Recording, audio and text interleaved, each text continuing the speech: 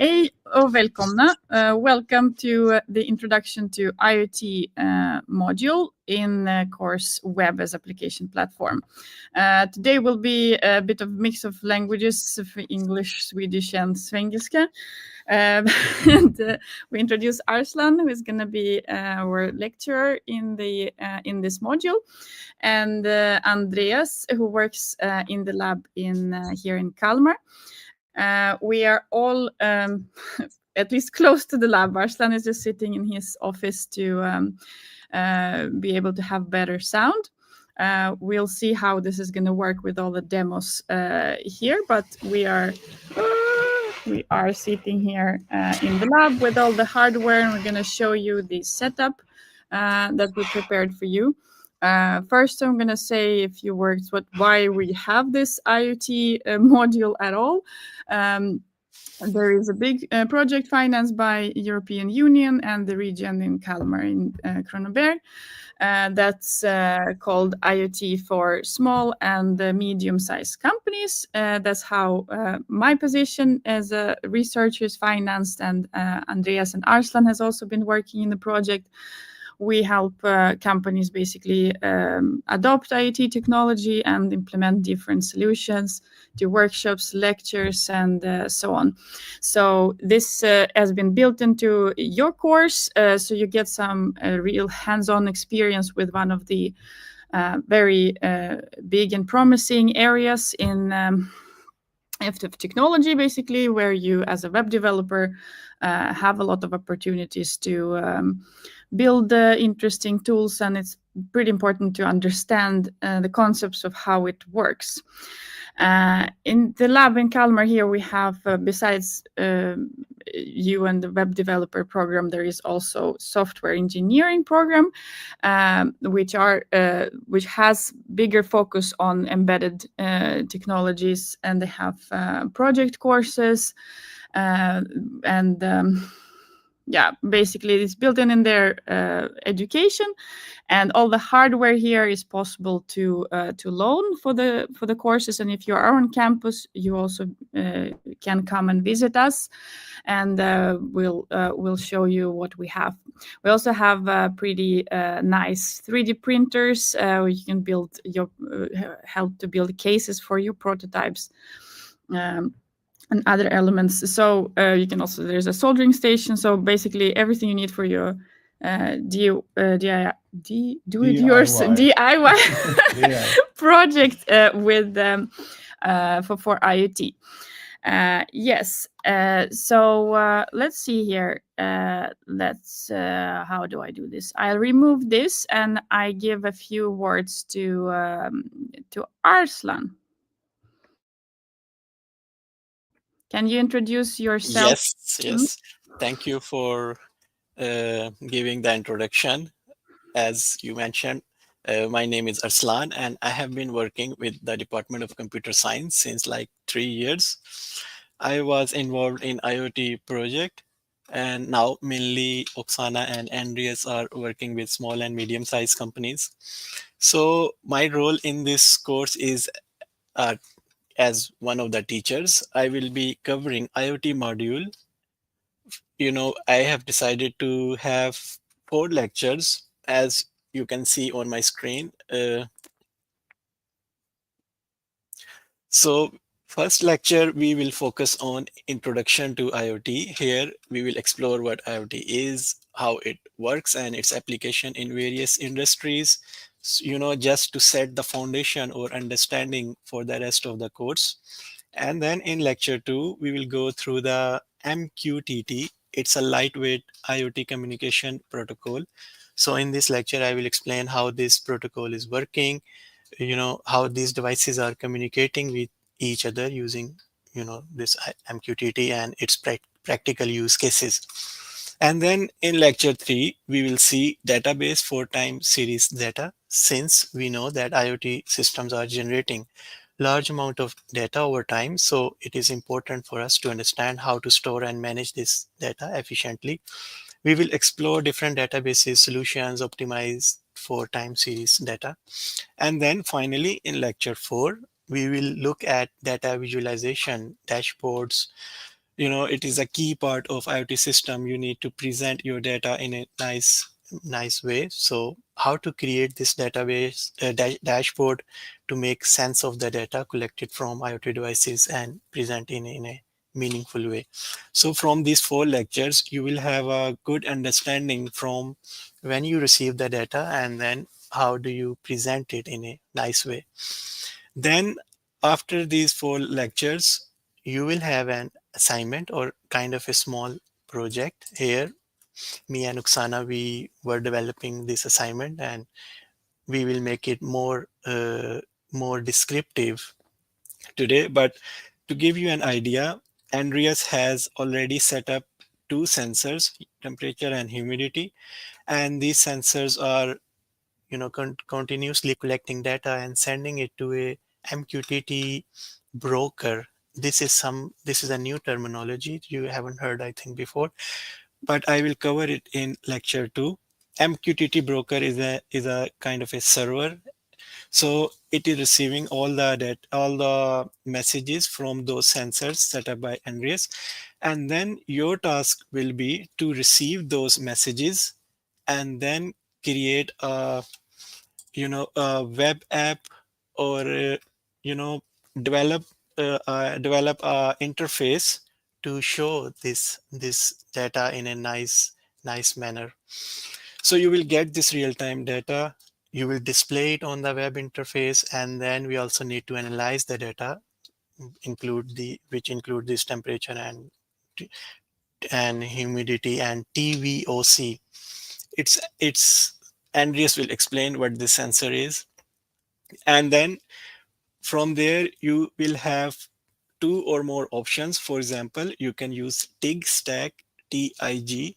This means Telegraph, Inflex database, and Can Grafana. you scroll a bit down because we don't Mm. know We have like, yeah. here. So Mm, I will also explain these in the lecture. You will understand what TIG stack is. Or maybe you can use MongoDB. It is also another database platform, plus front end framework of your own choice if you want to develop. So you need to deliver a live dashboard or a URL of your interface, configuration files, and then present it in a nice way through a document, and explain your process. And the learning outcome, we are expecting that by the end of these 4 lectures and this assignment, you will understand how to collect real-time data using MQTT. You will learn how to store and manage IoT data efficiently. You will gain hands-on experience with professional tools like, as I said, TakeStack, Telegraph, Inflex Database, Grafana, or tool of your own choice. So you will develop this skill to create dashboard, and you will visualize the sensor data. So I hope it is clear, but when we will go through the lecture slides, things will become more clear to you. yeah. So I forgot the reason. Okay, why do I hear myself now? We mute Arslan maybe. The reason why we also do this introduction in the beginning while the IoT part of the course comes late is you have possibility to use this project to build something of your own. And here part you can either use completely your own hardware, you can use one of the ready-made sensors. So like here in the lab, for instance, we have this commercial sensors that also can measure like temperature, humidity. You can count people with them, and the commercial sensors often also have an interface either through an API or you can collect data through MQTT. So that is also possible. However, it is not a requirement anymore. This is not a hard requirement anymore. Where we made instead decided to focus more on the software part of IoT, since it's more relevant to you.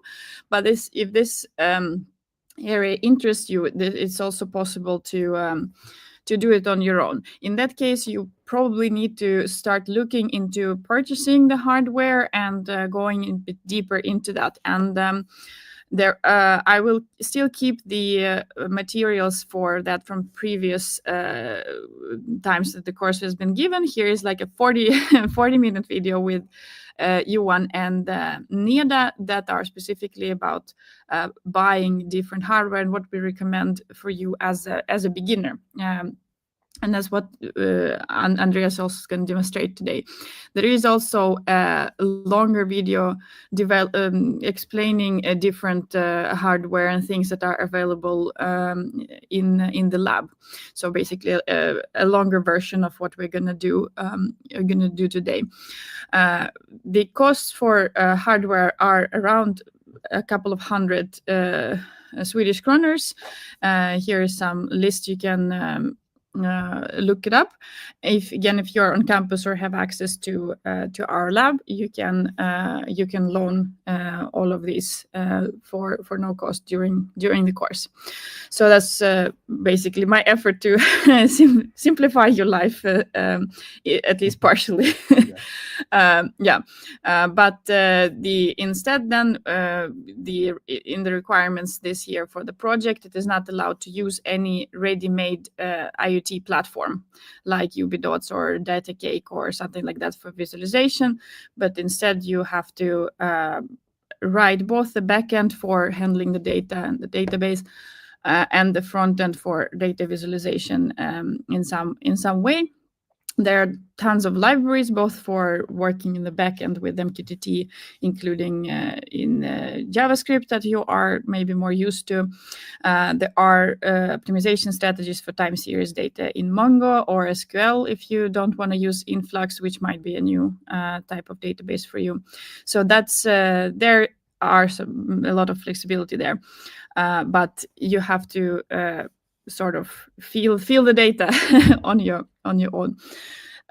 So that was it. But let's see here. Now we'll go on. Yeah, I'm just gonna say that we are still updating the website, the course press, about the different projects, and there will be examples not only of more hardware projects like this here, but even the software flow of IoT data. So today we're just starting with the hardware then. Let's see here. Now, if I'm gonna hand over to Andreas so he can show what he's set up for you.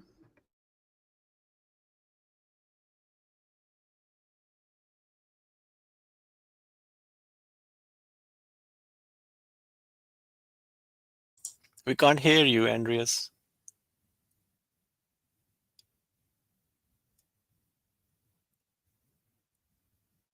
You are muted.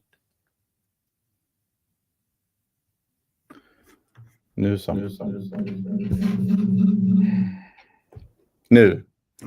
Yes. Har vi fixat alla tekniska problem då. Ja, jag har blivit introducerad. Så att jag är ju forskningsingenjör här i labbet, IoT-labbet. Och det som jag tänkte visa är ju så lite som jag byggt här. Och det var ju med den här mikrokontroller då. Som vi har, en Raspberry Pi. Som är en liten minidator kan man säga. Som är kopplad då, som Arslan nämnde, en temperatur- och luftfuktighetssensor. Vi kommer även koppla på en TVOC, en Total Volatile Organic Compound, som kommer ge er lite data om hur luften ser ut, luftföroreningar och sånt här i labbet. Denna datorn då, på den här mikrokontrollen så körs det ett Python-skript, MicroPython, som jag har skrivit här. Jag vet inte om jag ska dela den skärmen kanske. Ja. Så stoppar vi den.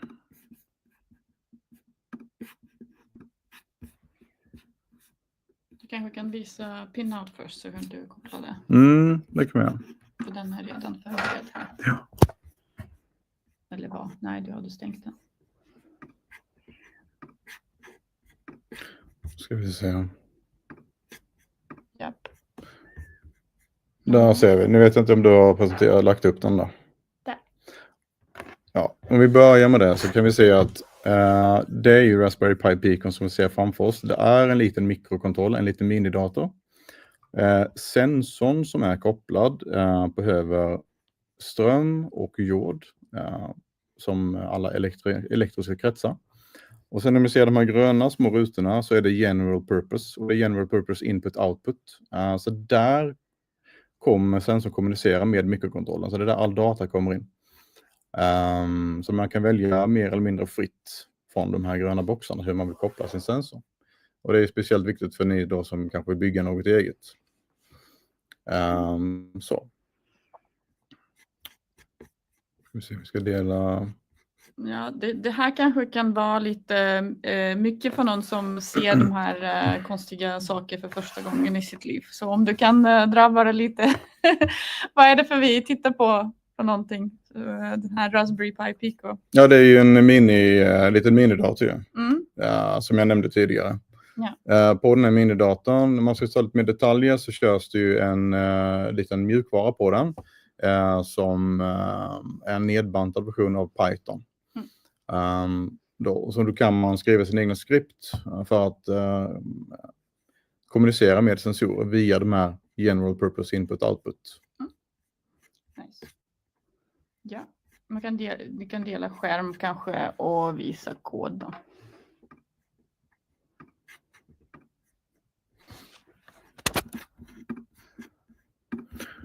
Så jag hoppas alla ser min skärm här.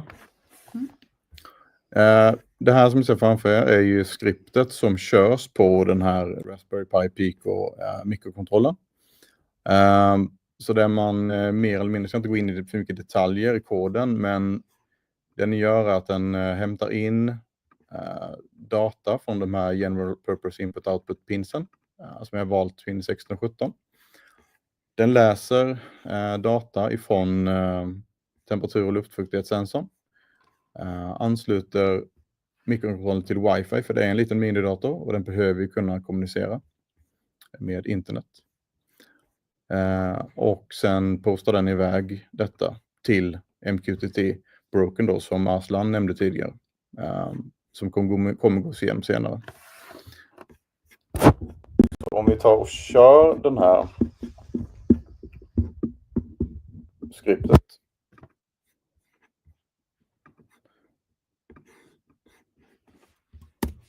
Det funkar den inte. Nej, så funkar den inte. Nej, det brukar alltid vara så när man ska demonstrera någonting. Så det den gör är att den ansluter mikrokontrollen till wifi, läser sensorvärden, paketerar ner dem. Och vi har inte nämnt det kanske, men den paketerar ner det i JSON-format. Och det är det som används för att läsa och skriva då. Och skickar iväg den till vår MQTT-broker, även fast det står HTTP-server. Och får en respons tillbaka.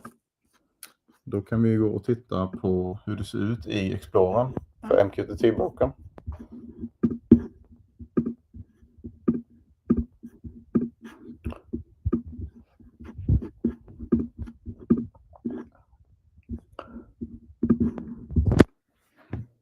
Det är så här, MQTT är ju mer eller mindre det är man publisher och subscriber. Så du har en sender och receiver för MQTT. Och här kan vi se, det funkar att man postar då till topics. Och här har jag ju topics, rototopiken data. Och undertopiken SOT30 som är namnet på den temperatur- och luftfuktighetssensor som är kopplad till den här Raspberry Pi mikrokontrollen då. Och här ser vi att temperaturen och luftfuktigheten kommer in. Och det är live-värden från sensorn. Så det här är bara en gratis program för desktop då? Detta är en gratis program för desktop, finns till Linux, Windows och Mac. Så den är fri att ladda ner, fri att använda. Och den är ett väldigt bra interface för att se lite vad det är som händer i MQTT. Om man har så. Det kan vara svårt att se det annars. Ja, och den här MQTT då, det står där CS Cloud 7148. So it is deployed. Vi har en egen instans av en MQTT-broker som den här Explorern då just nu visar. Alltså ni alla kommer få inloggningsuppgifter till det här server och då kommer ni kunna både läsa data från den och även publisha, var det så? Ja, det kan man göra. Man kan ju välja, om man utvecklar något eget så kan man också använda denna för att publisha och subscriba. Så då väljer man en egen topic helt enkelt. Ja, sen får vi se hur det funkar för kursen. Så tidigare var det så att man var tvungen om man utvecklar hela den här stacken att man även sätter upp sitt eget MQTT och driftsätter det och så. Så det är igen någonting som vi bestämde att bygga för er så ni kan fokusera mer på just webbutvecklingen. Men som sagt, det är väldigt bra att kunna förstå ändå varje steg i det här från hur det ser ut på den här breadboarden till vad data kommer ut ifrån. Så det kommer vara lättare att felsöka. Så MQTT Explorer är väldigt bra att börja med. Det finns också många så här, public MQTT-server, eller hur? Så det är ofta som ni bara så här, googlar och tittar runt något öppet data och det står men här är MQTT och så står det liksom istället för något URL, det ser lite kan vara det här är port, här är inloggningsuppgifter, då är det första steg är att ladda ner MQTT Explorer och men vad får jag för data? Och kan vara massa olika topics och strukturer, de kan vara nästade men annars det är inte mer komplicerat än vanlig JSON kan man säga. Nej, du kan ju använda egentligen vad du vill. JSON är ju inte, det är inte tvunget så att säga. Det kan vara värt att nämna också att använder man en public eller våran MQTT så en root topic är ju gärna att man använder något unikt som inte krockar med andra. Det går inte att döpa det till sensor och sen data till exempel, för då kommer det vara flera som gör samma sak och då skriver man över varandras värden. Alltså. Så att man väljer en egen root topic som förslagsvis är student-ID då. Ert egna student-ID. Vad skulle du kunna rekommendera då att använda den här TIG-stacken med Telegraph för att konsumera MQTT eller utveckla eget? Om man utvecklar en egen klient, utvecklar en egen klient så är det TIG-stacken då, Telegraph, Influx och Grafana. Just för att kunna hämta in data på ett enkelt sätt och konsumera MQTT data. Så det är ju mycket som är bortabstrakterat och så. När de är student kommer till det, men jag vill använda Mongo. Jag vill inte hålla på med Influx. Precis. Det är ju det är väldigt Telegraph, Influx och Grafana-stacken är ju väldigt sömlöst integrerad med varandra. Så det är väldigt minimal uppsättning. Alltså man behöver göra all konfiguration. Till skillnad från Mongo då, så kanske du behöver det funkar inte kanske lika bra alla gånger. Och hur deployar man sen då den här TIG-stacken till CS Cloud om man börjar Docker och så? Ja, det finns ju färdiga images i Docker som man kan deploya. Så att har man en VPS i CS Cloud som egentligen är den default som du får från början, så loggar man in och kör igång Docker-imagen. Ja. Vi ser om du kan muta dig då. Igen. Ja, fix.